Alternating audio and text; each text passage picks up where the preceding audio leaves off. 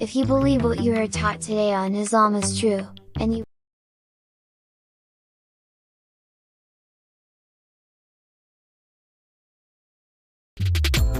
The lost and found nation of Islam, Muhammad's Temple United, is seeking to unite with all of the believers in temples across the country. If you are a member or a part of a temple, or if you have a temple, contact us and let us unite one nation under one way of life, Islam as taught by the Hon Elijah Muhammad. Don't see your city or state? Let's change that. Let's unite and put your temple on the map of unity. Let us not come together in unity in belief only, but let us come together and unify as one in practice.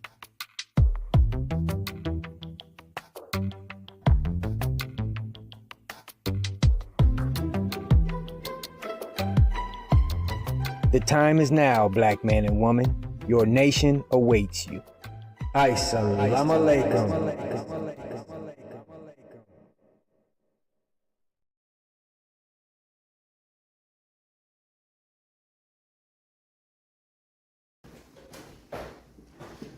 Assalamu alaikum. In the name of Allah, the Beneficent, the Most Merciful, I bear witness that there is no God but Allah, who came in the person of Master W.D. Farad Muhammad, to whom all praises is due forever. And in the name of his divine servant and messenger, the most honorable Elijah Muhammad, whose teachings not only affected the world in America, but also outside America. I greet you in the name of both of those men, in the greeting words of peace and paradise in the Arabic language. Once again, Assalamu alaikum. Brothers and sisters, my name is Brother Minister Haqq Muhammad. I am a member of the Nation of Islam. I've been a member of the Nation of Islam for over or nearly 60 years. Nearly 60 years. I came in the Nation of Islam when I was a very young boy. I was about 15 years old. And I thank Allah for finding me in what we call the hells of North America. I come to you representing Muhammad's Temple of Islam United and the brothers and sisters that are members of Muhammad's Temple United.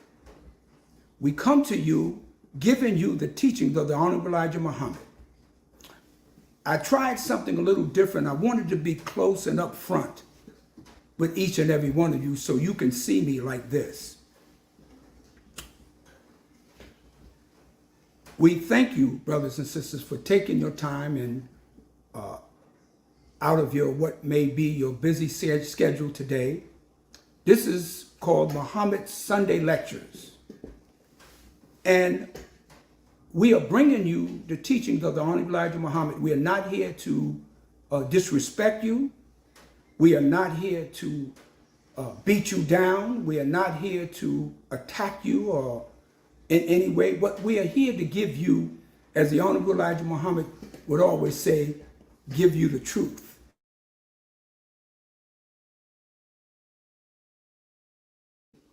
Whenever we start our meeting, at any point, we start them with an opening prayer.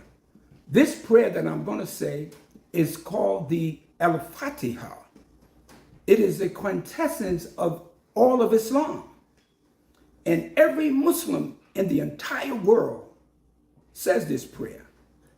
So whatever God you believe in, whatever you call him, some of you say her, please join us in this prayer. In the name of Allah, the Beneficent, the Merciful, All praises is due to Allah, the Lord of the worlds, the beneficent and merciful master of this day of judgment in which we now live. Thee alone do we serve, and thee alone do we beseech for aid. Please guide us along the right path, along the path of those who thou hast bestowed favors, but not along the path of those whom thy wrath is brought down, nor along those who go astray. Say he, Allah is one God, Allah is he who nothing is independent, but upon whom we all depend. He neither begets not, nor is he begotten, and there is none like him. And I bear witness that none deserve to be praised or worshipped besides Allah, who appeared among us, the black man and woman of America, in the divine person of Master Haqq Muhammad. And I bear witness that the most honorable Elijah Muhammad is his messenger and servant. Ameen. Brothers and sisters, again, thank you for joining us. Tell your relatives, your friends, your mother, your father, your children to listen to us for a few minutes.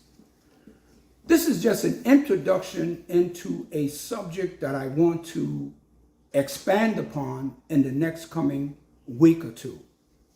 It is a subject that I picked called Fight in the Name of Allah God. Fight in the name of Allah God. But before we do this introduction into this subject, there's something that I always bring to you, and it's something that is very important in our life, and that is how to eat to live. The Honorable Elijah Muhammad wrote 2 books, How to Eat to Live 1 and 2, and he was very, very concerned with the health of black people in particular, and the health of our people all over the world. Because what you put into your system will either keep you here or take you out, which means death. The greatest gift that God has given us is our life. That is the greatest gift. It is not jewelry. It is not a big house, a luxurious house. It's not a pair of Jordan sneakers. It's not a BMW car or a Lincoln Continental or some big SUV. It is your life. That is the most sacred and important gift that God has given you. If there is life, then you have hope. But how do you preserve and maintain your life? How do you preserve and maintain your life? There's mental food that is good for your brain, for your thinking, but there's also physical food. Our people, black people in America, we're dying at record numbers because of what we take into our bodies, what we eat. I lost in the last few months about 4 or 5 men and women that I know. Some Muslims, some members of the Nation of Islam, some who are not members of the Nation of Islam, some who belong to other Muslim groups or other Muslim communities. We lost a brother that I was able to mentor when he was released from prison some years ago. We knew him as Brother Mike, who eventually became Brother Salahuddin. He died last Sunday in September of this year, 2023, of a heart attack. I believe he was a little younger than me, maybe in his later 60s, but died of a heart attack. I talked to his neighbors, I talked to his sister, I talked to some of us in the Muslim community that knew him. They said they talked to him a day or two before he died. He seemed to be all right. But heart disease is the killer in America. It is worse than cancer, is the greatest killer than cancer, in diabetes and all the other diseases. The number one killer, even mostly among black women, they say, is heart disease. But you know, the heart is a muscle, and it has to have the right nutrients and things for it to keep pumping. They call heart disease or heart attacks the silent killer. The reason why they call it the silent killer is because you don't get signs. There is no particular signs that you get. Sometimes you may get a headache. You say, oh, that's just a headache. You may get a pain in your arm. Your chest might hurt. You said, oh, that's nothing but gas.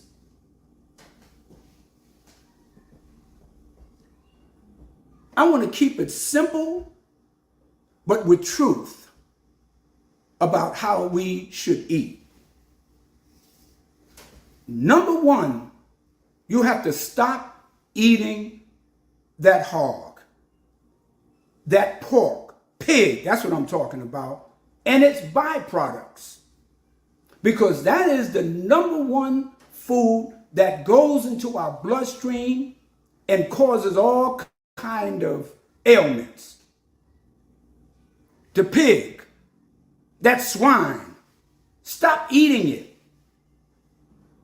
And I guarantee you, once you stop eating it within a short period of time, you'll look better and you'll feel better. You'll feel better and you'll look better. Because I know I look better, and I've been off that ever since I was about 16 years old. But we must stop eating that pig. That's the number one thing. It is said in the Bible, Jesus said, I come to give you life and give it abundantly. It just doesn't mean spiritual life. It means your physical life. Why would you think that you would get abundant life and it doesn't mean your physical life?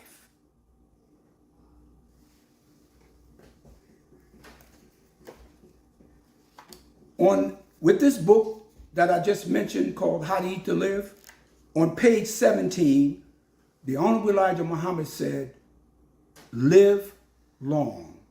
We are dying at 60, 65, 70. That is young. But if your body is wrecked, it cannot function. Your body would shut down. See, you are a planet. You are a human planet. You know, the earth has rivers and streams, and your body has vessels. Your body has veins, and blood is running all through that. The earth has streams and rivers. You also have streams and rivers, but it's called 75% of your body is water. 75% of the earth is covered with water. The earth has grass. It has trees. It has jungles where there's all kind of vegetation. And your body has hair in different parts of your body, just like the earth. Okay? The earth has hills and mountains. You have parts of your body that stick out. You have a nose. You have arms. The earth needs sun. It needs water. You also need sun. You need water. You need nurturing, just like the earth. But you can live long and prosper, as so says the most honorable Elijah Muhammad. Look what he says. He said, remember the prophecy of Jesus. He came to give us life and give life abundantly. He cannot give us more life if we will not protect our life against the enemies of life. And that is the food that is being pumped into our community, particularly in the Black community. We are suffering from diabetes, heart disease, kidney failure. We have all kind of ailments. We are going blind. Our skin, sometimes I go down the street and I look at the eyes of the Black men. Their eyes are yellow and red. They said their eyes are the windows to the soul. When you look in the eyes, you can see the health of someone. When you see someone, the whiteness of their eyes is white and bright, that's a healthy person.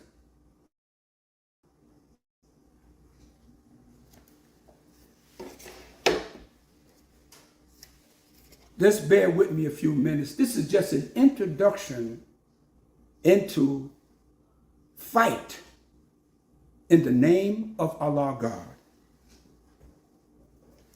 We eat in a lot of fast food places. When I was growing up, we didn't have McDonald's. We didn't have Burger King. We didn't have Chick-fil-A. We didn't have Popeyes. We had pizza shops in the community. And at times we had a Chinese restaurant, but not the fast food Chinese restaurants that we have now. Just understand what I'm saying, brothers and sisters. Just be patient for a few minutes. This is just an introduction. So I ate at home. I ate black-eyed peas and rice and collard greens and mustard greens, even though some of them, that wasn't the best of all the foods, but it wasn't what we're eating now. I just heard it said recently that Chick-fil-A has over 40 different chemicals in it. And I watch in the streets in New York City, they have a Chick-fil-A downtown Brooklyn, New York, and the lines are around the corner. They're not even aware that 40% or more of the chicken sandwich is filled with chemicals. So you're not eating chicken, you're eating chemicals. Popeye's chicken, same thing. There's over 50 different chemicals in Popeye's chicken. So all you're eating is chemicals. Like my youngest daughter said, Sawyer, he said, you're not eating for taste only. She said, you're eating chemicals.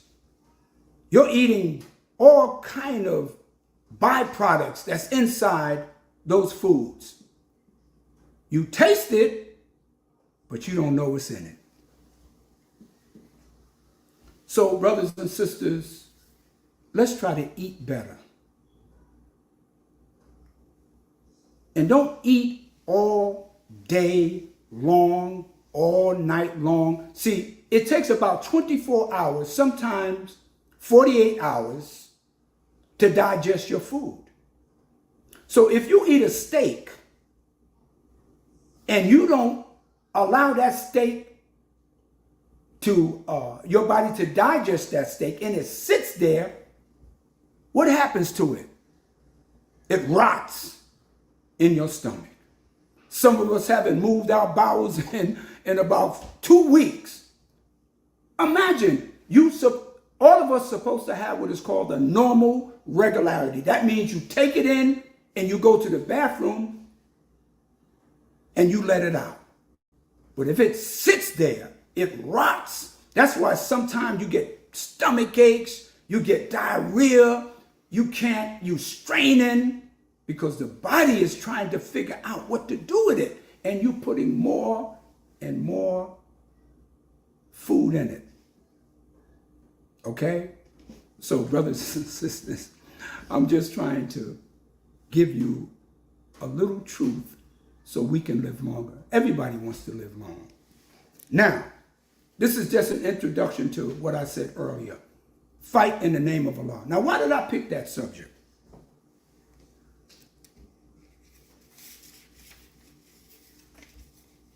I want you to listen carefully because this is very important. Very important. Fight in the name of Allah. You must know and understand when we fight, how we fight, and what we fight with.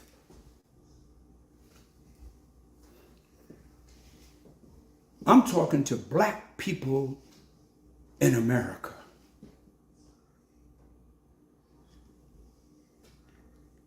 The Hon Elijah Muhammad said we were brought here from Africa, from the East, over 400 years ago. The date, he said, was 1555. Some of the historians say 1619. Ever since we came to the shores of North America, we have been killed and murdered. Black people. We have been killed and murdered. This is no secret. It's in history. But there are untold numbers of black people who have been murdered and killed in America at the hands of white people. In this country. That's right. They'll tell you about some, but there are untold numbers because they would never let you know. Some of them were killed in the backwoods. Some black people who were afraid to tell. And they went to the grave knowing that their uncle, their father, their cousin, their children were murdered at the hands of the slave masters. Oh, yes. Yes, my brothers and sisters.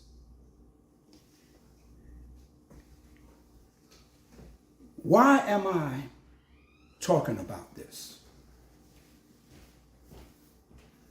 Am I trying to promote violence? Am I trying to get you all upset, get you riled up, get you hyped up, that you want to go out and kill somebody and retaliate? Listen to me, because it's very important. Because black people in America only represent 12% of the population in America. The white people outnumber us. How do you fight when you're outnumbered? How do you fight when you represent a minority in the population or in the country that you live in? Recently, in Jacksonville, Florida, a young white boy went into an area near a college town and shot and killed, well, he murdered them. See, there's a difference between killing and murdering. When you kill somebody, it could be determined that was an accident, or you didn't intend to kill that person, but they died as a result of something you did. But when you murder someone, you planned their death. You kind of figured out, you kind of calculated, and you set the time. So it's premeditated murder, meaning that you know what you was going to do, when you were going to do it, and how you were going to do it. So he went in Jacksonville, Florida, and killed 3 black people in cold blood. And in Buffalo, New York, white boy traveled hundreds of miles up in Buffalo, New York, which is called upstate New York, for us New Yorkers that understand that. And he shot and killed about 8 elderly black men and women in a large supermarket. He planned it. He calculated it. He mapped it out. And in South Carolina, some years ago, a young white boy went into a church in South Carolina. They welcomed him in.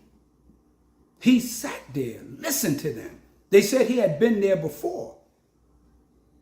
And the black people were praying. And he slaughtered these church black people who were just praying. I can't recall the number, but there was about 8 or 9 of them. Yes. Now you say, now how do you retaliate? Some of you have heard about Emmett Till, who was killed in Money, Mississippi. They found his body in the Tallahatchie River.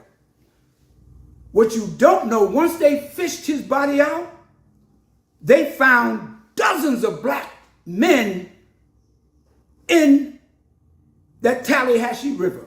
They don't tell you about that. They tell you about him, but they found other bodies over the years that had been there, murdered and killed at the hands of white folks. With them 3 young men, they call them civil rights,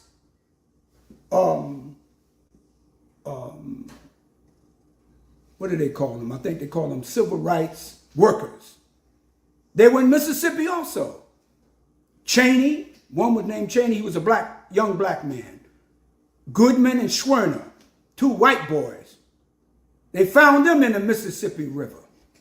But when they fished them out, they never told you that there were dozens of other bodies down there that no one talked about.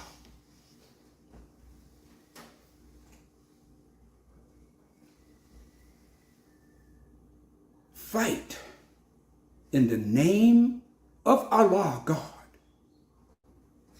How do you fight? When do you fight? Do you go out and get you a 9mm? Do you go out and get you an assault weapon? Some of you are thinking about that. But who makes the guns? Who manufactures them? You know there's serial numbers on every gun that is made in America. You don't have a Smith & Wesson factory. You don't have a Colt 45 factory. You don't make guns. They know the serial numbers and they know where the guns are. I'm telling you, I was in law enforcement. I was a parole officer for 25 years. I had a 9mm. Didn't like it. Never liked holding it. Never shot any of my people, nor any other people. I was glad and happy when I retired. That was the only thing I didn't like about that job, that I had to carry a weapon of death. Because sometimes when you carry a weapon, you put your power in the weapon and not in the power of God. Every species on this earth has a right to defend itself. I used to like to watch Wild Kingdom. It was a documentary showing the different animals and the predators, and all of them had a way of defending themselves. A porcupine has needles. That's its defense mechanism. A snake has a poisonous venom. That's the snake's defense mechanism. A skunk has a stench that he sprays. A turtle has a shell. That's its defense mechanism. A cheetah can run 60 and 75 miles per hour. Okay? Monkeys and chimpanzees can jump high and swing in the trees. That's their defense mechanism. A bee has a stinger.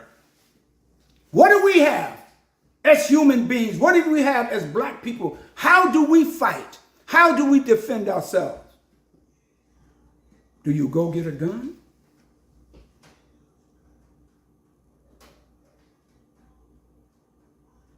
Huh?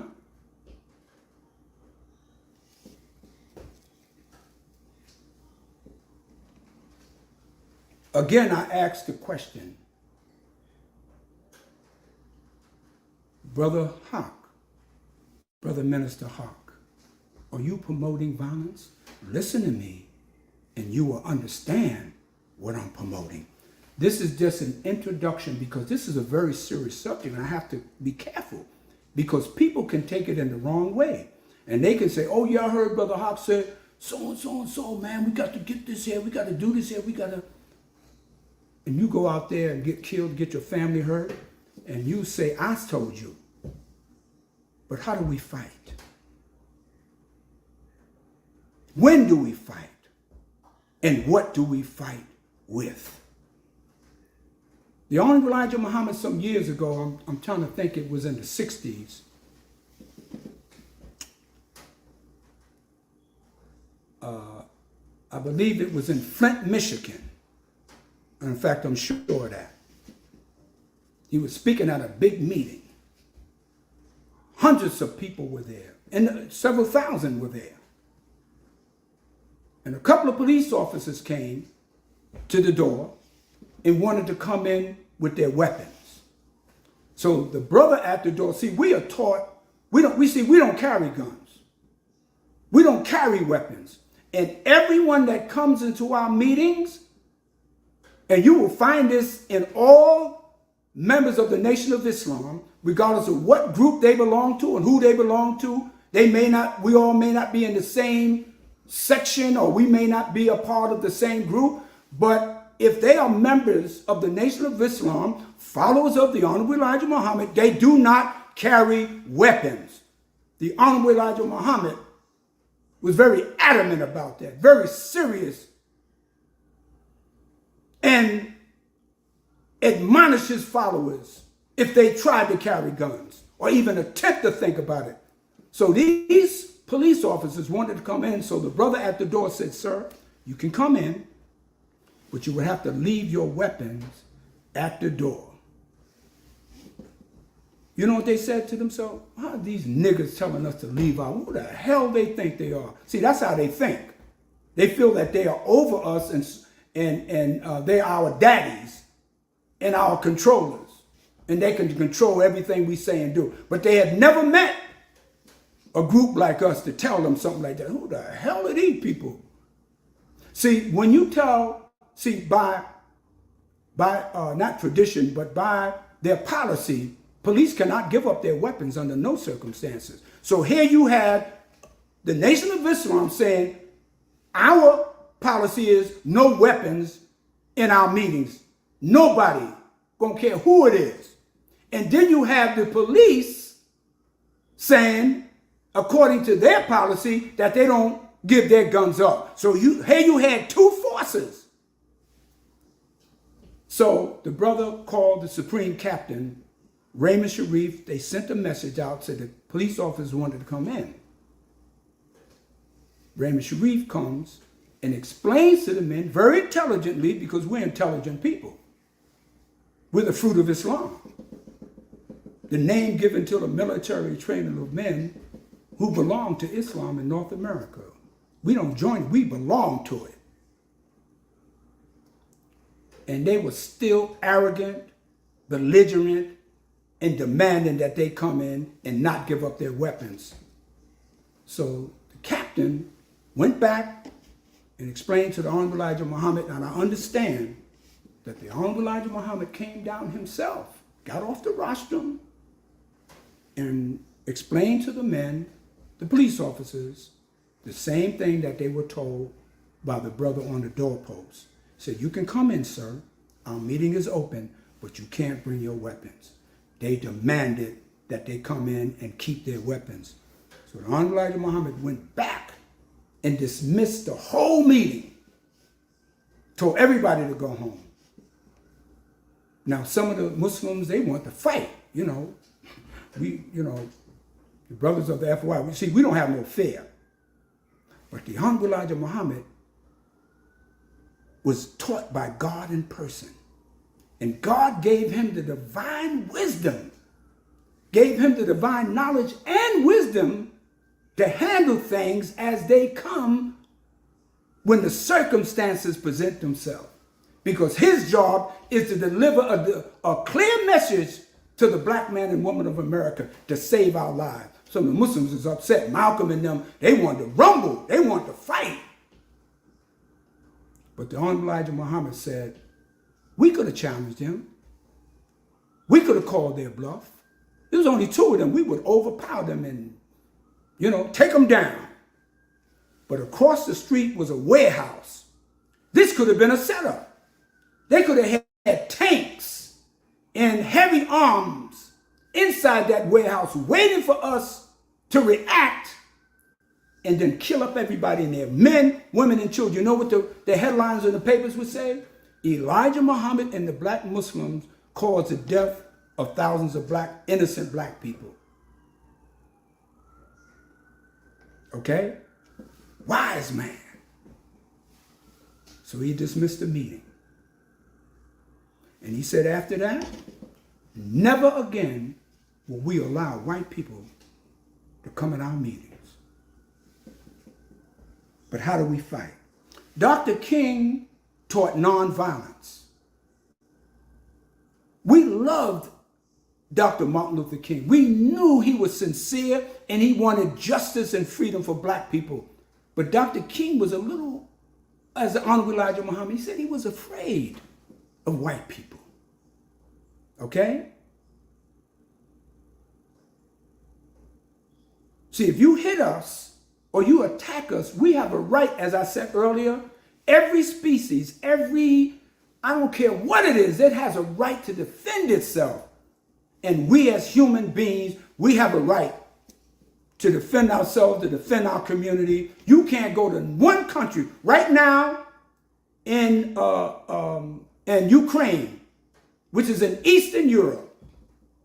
The president of Ukraine, Zelensky, was in the UN in New York City this week asking for more money to buy more arms to defend themselves against Russia and the regime of Putin. He's asking for war. He's asking for money to kill more people. And then we tell everybody to be nonviolent, but we're giving money to people in Ukraine to fight and kill each other. And kill, because they're really the same people. Really the same people. The Russians and the Ukrainians, they're different. They live on different sides of their area. Some years ago, in the 60s, in fact, it was 1963, after the 63 March on Washington, a couple of months later, August, September, October, a couple of months later, white people planted a bomb in the 16th Street Baptist Church and killed 4 little black girls. Some of Dr. King's followers wanted to fight. Some of them went and got some guns. But he told them, we don't fight that way. He said, we are nonviolent. If someone killed your daughter, if someone killed your baby, you're going to want to fight. You want revenge. You know what the Holy Quran says? The Holy Quran says, Allah prescribes for you retaliation. But forgiveness is better if you but understand. Now, what does that mean? That sounds like a dichotomy or like a contradiction. You telling us to fight or get to retaliate, and then you said no, but forgiveness is better. I'm going to talk about that later in my subject as we move on in the next couple of weeks and what that all means. How do we fight? When do we fight? And what do we fight with? Everyone has a right to protect himself. The right for self-defense. The right for self-determination. That's a human right. I don't care who you are. Right now they're fighting in North Africa, in South Sudan and North Sudan. These are the same people. Okay? In Ethiopia, they are fighting. Same people. What is this war about?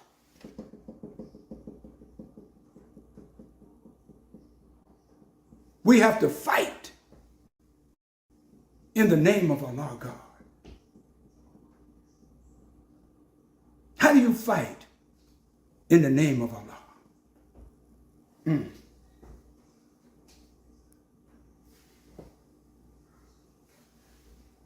This is just an introduction. And if you tune in next week, I will show you how we fight, what we fight with, and how Allah, God, the maker, the owner, the master of the universe, can protect us. And I will show you in both the Bible and the Holy Quran how God, Allah, teaches us how to fight. You've heard the word jihad. And the white man has said that that's a war cry. And the Muslims go on jihad and they want to kill up everybody. It is a war cry. It is a cry to go to war, but let us understand what it really means. If you tune in next week, I will show you when to fight, how to fight, in the name of Allah, God, we fight. So, brothers and sisters, until next time, as I said, this was just an introduction, because this is a very, very important, delicate subject. We are not here to get you killed. See, they tried to style the fruit of Islam as killers, as some knock you in the mouth, punch you out thug group. We are more non-violent than anybody. But if you're violent with us, we will definitely be violent with you. But the fruit of Islam, besides all the other things that the Hon Elijah Muhammad set up for us to do, one of the things was to defend our nation and defend it in righteousness and defend it in truth. We don't look to start trouble.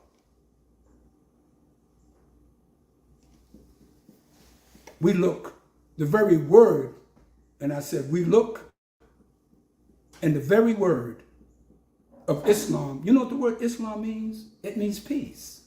Salam. That's why we say Assalamu alaikum. That means peace be unto you. You show me what other group that use that kind of terminology. They say, yo, what's happening? What's up, son? What's good? What's going down? What's juicy? But the Muslims say, Assalamu alaikum. And the return words are, wa alaikum salam. And unto you also be peace. So tune in next week and we will show you how to fight.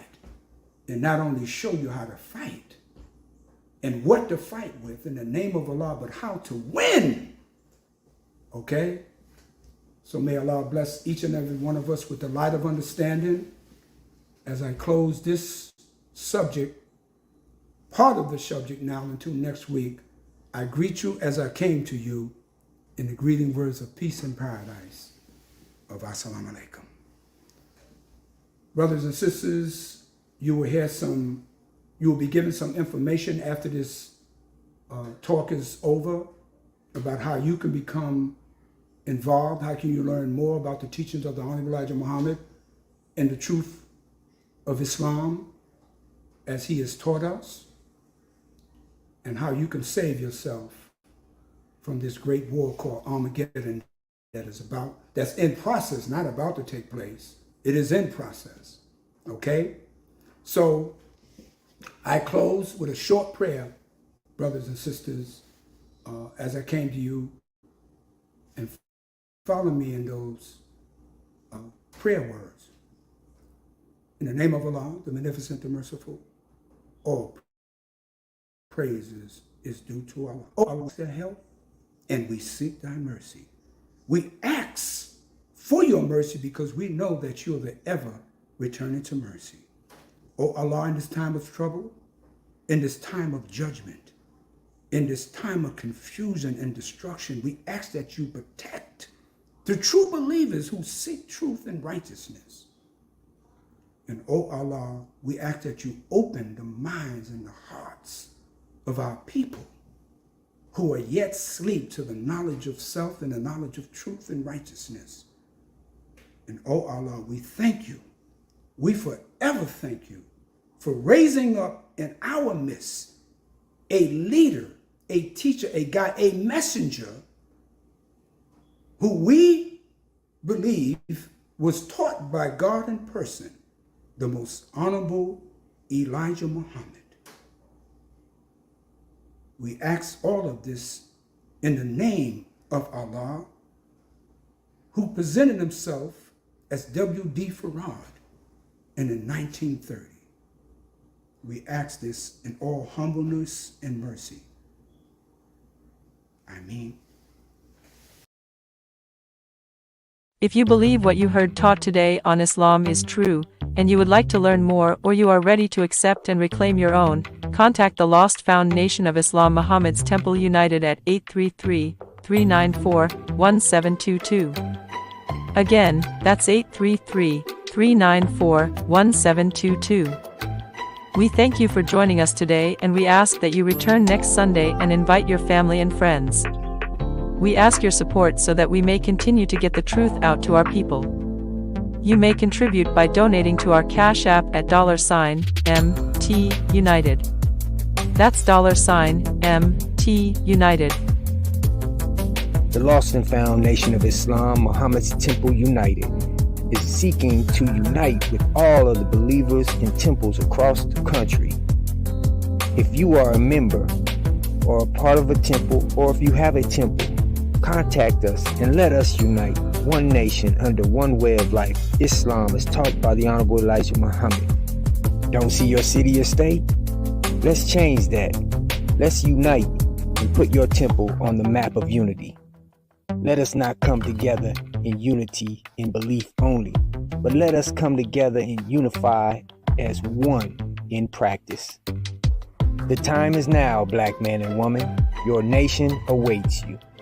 Assalamu alaikum.